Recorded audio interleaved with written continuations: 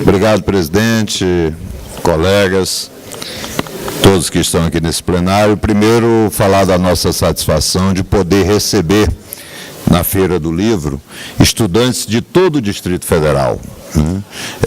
Alunos, ontem fiquei muito feliz, porque nós tínhamos no auditório desta casa aproximadamente 600 crianças das mais diversas cidades. Nós tínhamos crianças do Riacho Fundo 2, da Fercal, de Planaltina, de São Sebastião, de vários lugares. Então, dar as boas-vindas e falar da nossa satisfação. Eu fiz questão, presidente, de falar neste momento, porque, primeiro, para fazer um convite aos demais parlamentares. Nós estamos discutindo aquele projeto de interesse do DR, né? E hoje teve uma reunião e amanhã teremos outra às 9h30, né? Para que a gente possa ultimar os debates. E todos os deputados que tiverem a oportunidade de recomendar aos seus assessores que participem, seria muito bom, porque legitima o processo, né, e legitima também a decisão a ser adotada. A segunda questão é apenas esclarecer aqui, por uma provocação do deputado Agaciel Maia, que disse que vê o RR e pensa, né, o governador Rodrigo Hollenberg. Eu quero dizer que o RR do Rodrigo Hollenberg é o RR genérico, tá? Porque, na verdade, é aquilo que traz o genérico, né? E é tão genérico que eu gostaria de fazer algumas considerações. Primeiro, nós estamos no mês de outubro, mês dedicado à prevenção do câncer de mama. E eu não sei se Vossas Excelências sabem, mas os centros de atendimento para essa questão da prevenção do câncer de mama estão praticamente fechados em todos os hospitais do Distrito Federal. Então não dá para comemorar o Outubro Rosa aqui no Distrito Federal, por absoluta incompetência deste governo que aí está, que não consegue sequer manter aberto aqueles órgãos que deveriam atender a população. Hoje tive a oportunidade, num programa de TV, entrevistar uma médica, que ela disse o seguinte: como é que a gente vai fazer a prevenção? Porque a gente diz para as pessoas o que deve fazer e chega no hospital e está tudo fechado. Então, realmente é uma situação vergonhosa. Mas a outra questão que eu queria levantar, presidente, é que na semana passada, no Colégio de Líderes, nós, até aquele momento, eu, a deputada Celina, o deputado Bispo Renato, o deputado Wellington e vários outros deputados, tínhamos assumido o compromisso de trancar a pauta em razão ou em protesto pelas derrubadas que estavam acontecendo no Distrito Federal. E um parlamentar nos solicitou a compreensão para que pudéssemos votar esses projetos de interesse do governo, e que o governo já estava sensibilizado e que iria receber uma comissão de parlamentares para iniciar o processo de conversação, visando resolver essa questão dessas derrubadas que têm angustiado milhares de famílias no Distrito Federal. E aí, contra o meu voto, os demais parlamentares se sensibilizaram. Tanto assim que aprovaram diversos projetos aqui com um quórum altamente qualificado de 16 ou 17 parlamentares. Não sabiam eles que, enquanto estavam aqui no plenário votando, o governador estava destruindo o condomínio Mansões Bougainville, deputado Vasnir. Enquanto estávamos todos aqui emprestando o crédito de confiança requerido, o governador estava mandando derrubar todas as casas do Mansões Bougainville. E mais do que isso, na segunda-feira, na reunião que era para resolver esses problemas, mais uma vez foi uma reunião inócua. Essas são as notícias que nós temos. O governo não tem nenhuma proposta para as derrubadas. E foi exatamente porque já sabia que isso ia acontecer que eu fui contrário que se destrancasse a pauta. Por quê? Pessoal, eu digo aqui, às vezes, as pessoas às vezes até ficam rindo, mas aqui entre nós, o governador tem maus antecedentes mesmo, ele não gosta de cumprir a palavra. Palavra não é exatamente aquilo que ele mais gosta de fazer, né? E a gente tem que ser sincero. Né? Quer dizer, eu não estou aqui fazendo crítica ao governador, não, eu estou dizendo uma característica dele. Ele não cumpre palavra, não é de hoje, uai. É característico dele. Como quando eu digo que ele é preguiçoso ou lerdo, as pessoas acham que eu estou criticando. Não, isso é uma característica. Tem alguns que são ligeiros, tem outros que são lerdo. Ele é lerdo, é dele. Uai, vai fazer o quê? Vai mudar o homem depois? Vai? Não tem jeito. Né? O problema é que ele está no lugar errado. É esse o problema. É por isso que ontem eu pedi a interdição dele.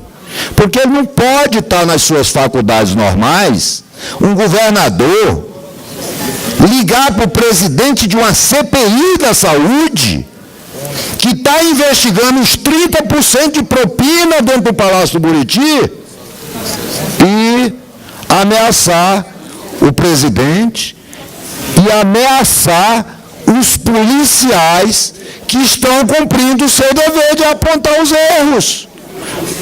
Ele ameaçou, ele disse claramente que vai usar dos poderes que tem de governador para mandar esses policiais para a corregedoria, deputado Reginaldo Veras. Isso é uma coisa absurda. Isso é obstrução dos trabalhos da CPI. Quando se fala em obstrução dos trabalhos da CPI, nós estamos falando em obstrução dos trabalhos do Poder Legislativo, que ele há muito tempo tenta botar de cócoras, mas de vez em quando surge uma voz para dizer que não aceita ficar de cócoras. Nós temos que ter a altivez sem ter nenhuma arrogância. A arrogância não é característica nossa. A arrogância é uma característica dele. Só que é uma arrogância, parece que bem medida, porque sequer responde aquilo que nós estamos colocando aqui. Então, eu quero apenas finalizar, presidente, pedindo o seguinte, que nenhum outro parlamentar venha mais com essa história de pedir mais crédito de confiança, de dizer que o governador vai resolver. Não, primeiro ele resolva, para depois a gente voltar a discutir os projetos, na maioria das vezes mal elaborados pelo governo. E, finalmente, quero falar sobre a questão da proposta indecente e imoral do governo de aumentar o IPTU aqui no Distrito Federal. Ele está, e aí eu gostaria que os parlamentares fizessem uma reflexão, que ele está utilizando do seu poder de entorpecer a imprensa, jogando a mensagem de que depende desta casa o reajuste dos servidores públicos. É mentira, não depende desta casa, não. Depende dele cumprir a palavra que deveria ter sido cumprido o ano passado. Do ano passado para cá, ele teve um ano para poder se planejar e cumprir a lei que concede o reajuste salarial para os servidores. Agora, querer condicionar o pagamento desse reajuste ao aumento de IPTU, o nome disso é outra coisa, é chantagem. E essa chantagem tem que, mais do que ser repelida, ela tem que ser denunciada, deputado Chico Vigilante. Nós não vamos aqui aprovar o aumento do IPTU para, segundo ele, salvar o aumento do salário de servidores públicos, porque isso nunca foi condicionado. Na verdade, esse aumento era para ter sido concedido o ano passado. E os servidores públicos, com toda a compreensão, permitiram que isso fosse colocado para o ano seguinte. E aí eu pergunto, o que fez o governo ao longo desse ano? Absolutamente nada. Aumentou, criou um monte de secretaria para poder albergar cabos eleitorais e futuros candidatos, né? Aumentou a despesa, basta se olhar a linha da Lei de Responsabilidade Fiscal, que aumentou consideravelmente os gastos públicos, e agora vem com essa conversa meio fuleira de querer aumentar o IPTU e justificar o não pagamento do reajuste que é devido desde o ano passado. Antes de prosseguir na minha fala original, eu gostaria de colocar o seguinte, que tudo que esta casa cobra do governo são as obrigações legais que o governo tem que fazer. Ninguém aqui está pedindo nada fora daquilo que foi estabelecido. Por exemplo, esse reajuste, ele é devido desde o ano passado. Foi uma briga para se conseguir configurar sob o aspecto legal. Foi necessário que o Tribunal de Justiça, por unanimidade, dissesse, olha, o reajuste é devido. E olha que o governo estava de mãos dadas com o Ministério Público naquele momento, inclusive foi o Ministério Público que foi questionar, né, esse reajuste. Segundo, nós tínhamos o prazo de 1 ano, e aí o deputado HCL, quando diz que não tem quem consiga resolver o problema, tem várias pessoas que, se encararem a função de administrar com seriedade, resolverão o problema do Distrito Federal. O que não é o caso do RR genérico. O que não é o caso do atual governador. E eu vou dar um exemplo. Depois de 1 ano, deputado Chico Vigilante, o governador Rodrigo Hollenberg, estando no governo, tendo sido alertado em diversas oportunidades, eu estava na CPI dos transportes e disse a ele que ele tinha uma fonte de arrecadação que o governo dele não estava usando, que era aquela propaganda na rabeira dos ônibus. Lembra? Tinha aquela propaganda na rabeira dos ônibus, a metade daquilo ali pertencia ao governo. E o governo que dizia que não tinha dinheiro, nunca foi atrás disso. Por que será? Por que quem está passando dificuldade não vai buscar quem está lhe devendo? Eu não sei, aí quem pode explicar é o governo, não somos nós. Mas existem uma série de outras medidas que podem ser adotadas sem que precise onerar toda a sociedade, como essa proposta indecente que o governo está querendo fazer, que é o aumento do IPTU. Eu vejo com muita preocupação essa coisa de dizer que a Câmara não colaborou. Esta casa sempre colaborou para a solução dos problemas. Agora, o que não dá é você colaborar indo contra os interesses da sociedade. Afinal de contas, ninguém elegeu esse rapaz para ser saqueador dos cofres, saqueador do bolso do contribuinte. Não, ele já sabia, aliás, ele usou muito ano passado o argumento de que tinha tido uma herança maldita do governo anterior. Sim, mas nós já estamos no 2º ano, estamos terminando o 2º ano. Ainda hoje vai ficar falando essa conversa mole? Como é que ele vai parar com isso? Está na hora de começar a governar. Eu gostaria de pedir a alguém que tem toda a boa vontade do governo que me apresentasse uma só ação, deputado Vazio. Não precisa muitas, não, é uma só. Uma só ação positiva desse governo ao longo desses 2 anos. O que eu tenho notícia é esculhambar a orla do Paranoá, é derrubar a casa das pessoas, é não cumprir a palavra, é não conceder reajuste. Quer dizer, o governador Rodrigo Hollenberg é uma unanimidade no Distrito Federal. Ele consegue desagradar todo mundo, ele consegue até brigar com a Polícia Civil, com a Polícia Militar, consegue brigar com todo mundo. Então não tem jeito agora. É porque, na verdade, coube ao RR genérico tão somente, viu, deputado Rodrigo Delmasso, ao longo de 2 anos, fazer aquilo que era imperioso, quer dizer, todo mundo deixou as coisas praticamente prontas e ele precisou de 2 anos para poder fazer alguma coisa. Mas, de qualquer maneira, bem lembrado, a gente tem que dar graças e aleluia. Até entendo o esforço hercúleo do deputado Agaciel Maia de tentar explicar algumas coisas, porque esse governo ele é inexplicável, né? Eu acho que nem ele mesmo se entende. O presidente concluir dizendo o seguinte, apenas fazendo ainda uma pequena observação na fala do deputado Rodrigo Delmasso, que ele diz que é um déficit de 10 anos. Realmente é um déficit de 10 anos. Mas há 2 anos atrás, quando o senhor Rodrigo Hollenberg se candidatou ao governo, ele sabia que era um déficit de 8.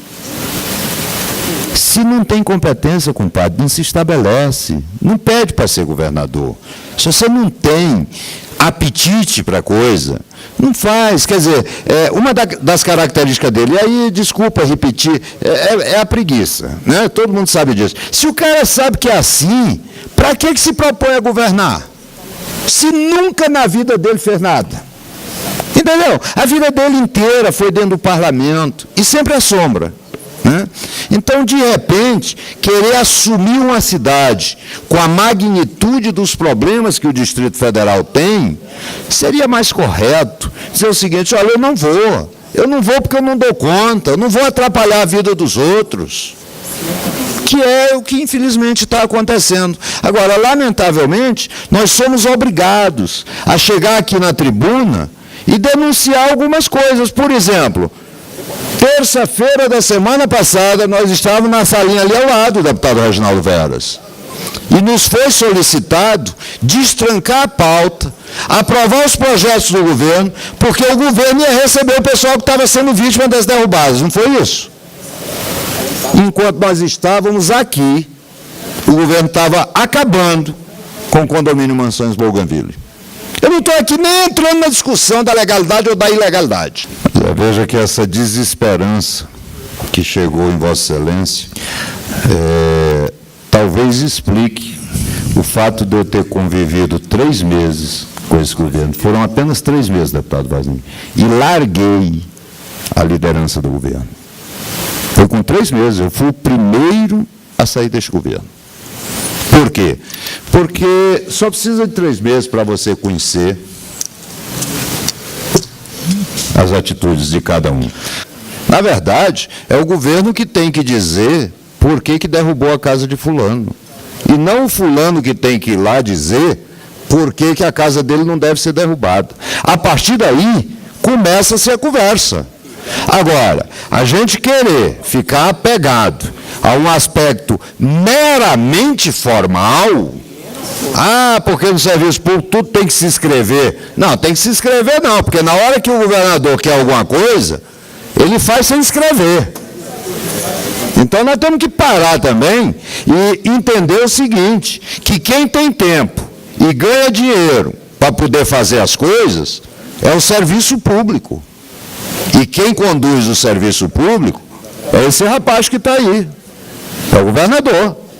Então, ele é quem deveria estar preparado para a discussão e não exigir das pessoas que estão vitimadas pelas derrubadas que apresentasse qualquer tipo de documento para poder começar a conversa. Não, quem tem que estar preparado, me perdoe, deputado Agaciel, mas é o governo, inclusive porque tem todo um aparato para isso. E aí eu realmente quero relembrar por derradeiro uma coisa tão óbvia. O governador sabe desse problema, especificamente do Quintas da Alvorada. Sabe por quê, deputado Chico Vigilante? Eu vim aqui nessa tribuna falar. O governador gravou um vídeo. Esse vídeo circulou na cidade inteira, em que ele foi lá e disse qual era o problema do Quintas da Alvorada e prometeu que ia resolver. O que é uma tremenda de uma mentira. Está passado 2 anos e o cabra não fez nada. Ao contrário, mandou foi derrubar. Então vamos ser sinceros, tudo bem, a gente quer ser de base, quer apoiar, quer fazer isso, pode fazer. Agora, não dá para a gente usar argumentos que são meias verdades. Sabe por quê? Porque toda meia verdade é meia mentira. Então não tem jeito de manter a situação do jeito que está. E, finalmente, pessoal, olha, eu não sou oposição ao governador Rodrigo Hollenberg. Ser oposição ao governador Rodrigo Hollenberg, pessoal, não se trata de uma opção. Se trata de um imperativo patriótico. Quem quer ajudar a salvar essa cidade, não tem como apoiar este governo que aí está. Porque já deu demonstrações claras de que quer o mal da cidade. Porque brigou com todo mundo. Presidente, obrigado, inclusive pela paciência.